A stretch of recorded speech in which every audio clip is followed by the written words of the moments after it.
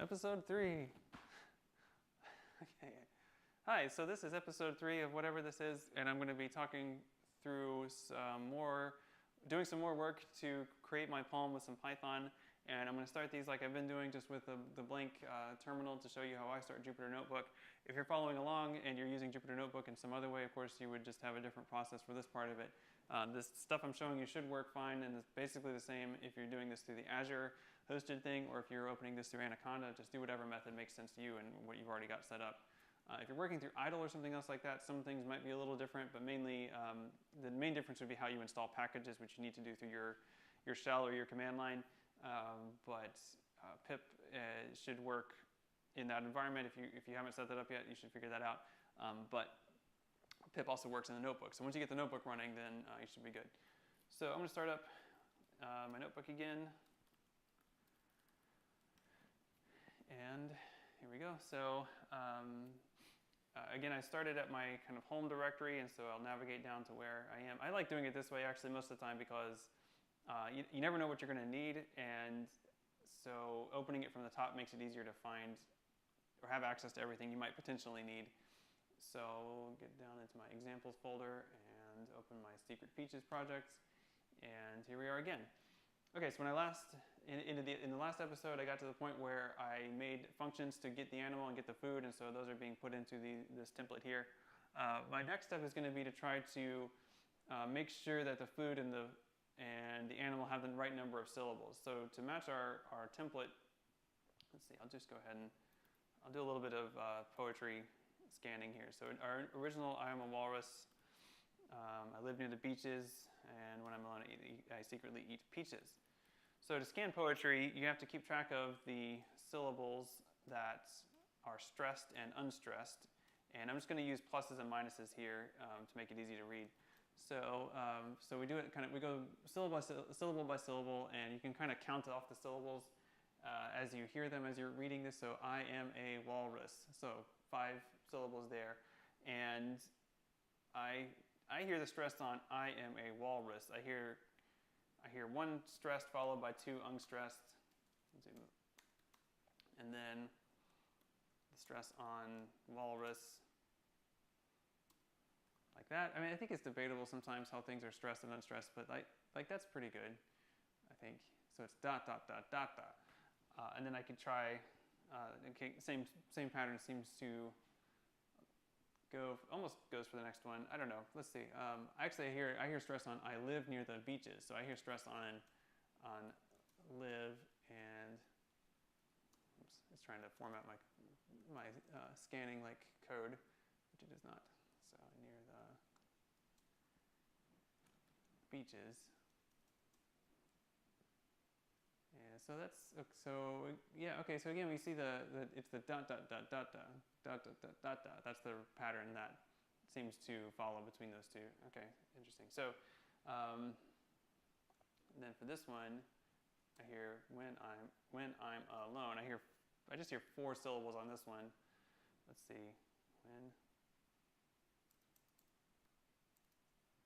I guess it's kind of the awkward stress on the lone part of alone. When I'm alone, I eat secret peaches. That's how I hear it right there. So it's 2 stressed. So each line has 2 stressed syllables, it looks like. And there's this pattern of the stressed, 2 unstressed, and then stressed, 1 stressed, unstressed, like that. So we're going to keep track of that. But we'll start with rhyme for this for this episode. I think that'll probably be pretty good if we can get through some rhyme. No, actually, so we'll stick with syllable count because that'll be a bit easier. So let's see. For a rhyme scheme, that's going to be A. Beaches will be B. Alone is C, I guess. And then peaches rhymes with peaches, so we're back to B. Of course, other systems or the templates have much more complex rhyme schemes, like limericks would have A, B, B, A. This is really the only thing that needs to rhyme for this template is the end of the second line and the end of the 4th line, B and B and B in this case. Of course, you could make it A, B, A, B. That might be interesting. But we'll see. If we figure out a good way to make rhyme, then maybe we'll try that template. we'll try to adapt our template so it can do that as well. But we'll see how that goes. All right, so first of all, we need to deal with pronunciation. So I need to first of all kind of run my code here to start it up and kind of get all the things working. Okay, great. So this is a good error message. You notice that this is telling me what happened. It says get animal is not defined. You might think, of course it's defined. It's defined right here, but it hasn't run that. I haven't run that cell yet since I restarted the server. So I have to rerun that, and now I've defined get food and get animal, and I can run this first cell, and now I have the output that I expected. I am an armadillo. You notice there are two problems with that construction. I am a armadillo. First of all, it should be an. For the indefinite article there. I am an armadillo, and also that's too many syllables. So that's the thing we're going to check for, is to make sure that we only get animals that are 2 syllables returned. I think actually 1 syllable could work with this stress pattern as well, like I am a duck, but you know, we'll try. We'll see what it looks like once we get. I mean, this is kind of figuring it out as you go, right? So let's figure out how to do this. So PyCorpora, PyCorpora is a library interfacing with the Corpora database created by Alison Parrish. Alison Parrish also made a pretty cool interface for the Carnegie Mellon pronunciation or dictionary. I don't actually know what it is, but the library is called Pronouncing. And if you want to take a look at it, you can usually just find it by searching for Python pronouncing, and then you can come up with it that way. And I guess I can put a link to this in the documentation somewhere in the YouTube description, I guess. So this is it. Like, so this is the website indicating that you can install this the same way that you would install other Python packages using pip. And then here's the documentation for using the pronouncing library. And what's great about this documentation is she's actually written a tutorial and a cookbook. So a cookbook is like, I want to do X. And then so you look up the recipe for X, and it's not necessarily a specific function, but maybe a technique or a set of things you do. And so you find here, for example, how to deal with word pronunciations, how to search for pronunciations, how to count syllables, which is what we're doing right now. So now here's the recipe for counting syllables using the pronouncing library, and we can use this method in our code if we just import pronouncing into our notebook. So back over here, let me try to import pronouncing. And it worked in this case. If you don't already have pronouncing installed, of course, you'll need to do that. And if you're working in the notebook, that's with the same way that we installed PyCorpora, with the exclamation point first, using pip and just pronouncing. You have to spell it right. And then run that. And it's going to tell me that I already have it, but if you don't, then it will try to run this. It may need to download. You notice it has to use this library here as well, the CMU dict. It's farther away than I thought. There it is. The CMU dict. That's the thing that actually pronouncing is reading, but pronouncing is set up to do the kinds of things we're interested in here for poetry. So CMU dict is more like a dictionary. So it doesn't necessarily report back the way that we would be able to work with it. So let's take a look at the recipe. Now that I have pronouncing in here, let's see what we can do with it. Using this cookbook, let me make this a bit bigger. There's this recipe here for pronouncing. So I'm going to practice this whole thing here in just a cell and kind of see how this looks. The way this is written with the 3 arrows in front of it, this is how you would see Python if, for example, you were running it here in like a shell. So if you were like in this kind of environment, and you typed Python and you were just running it in interactive mode, you would see those little 3 things there to kind of do it sort of step by step. And that's one way to do Python. It's a little bit cumbersome for this kind of thing because eventually we want a script that's going to do all these things together. So I think it makes sense to kind of build it like a script. But if you just want to try it one line at a time, you can try it like you have here. But I don't, so I'm going to get out of that and close this. So I'm going to copy and paste this, but I'm going to have to delete the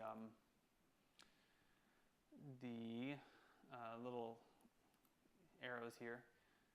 Okay, so just to kind of break down what this is doing. So it's going to create a variable called pronunciation list, which it's going to create by starting up pronouncing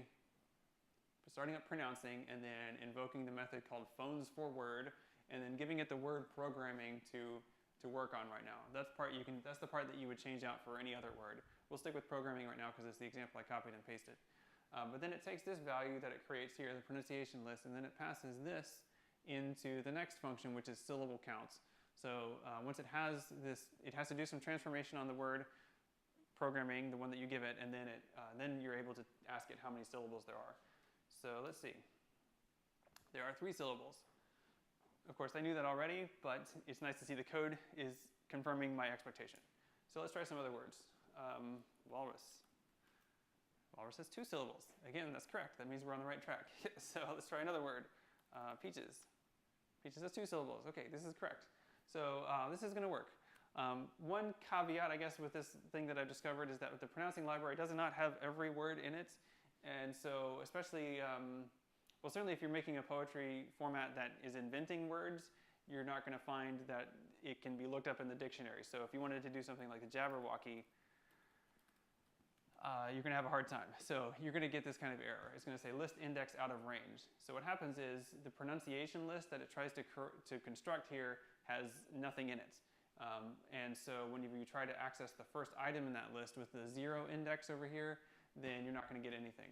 Actually, let's look at what that list looks like normally. I'm going to comment this line out so you can see what the pronunciation list comes back as for an empty value. So it comes back like that. It just constructed it.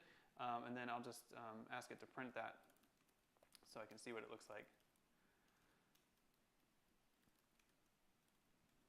And it looks empty. So it's the square brackets there, meaning this is a list, but there's nothing in it.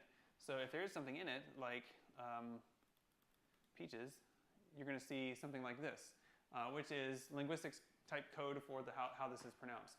I don't actually know how to read these things very well, but that's what the pronouncing library does, is it knows what this means.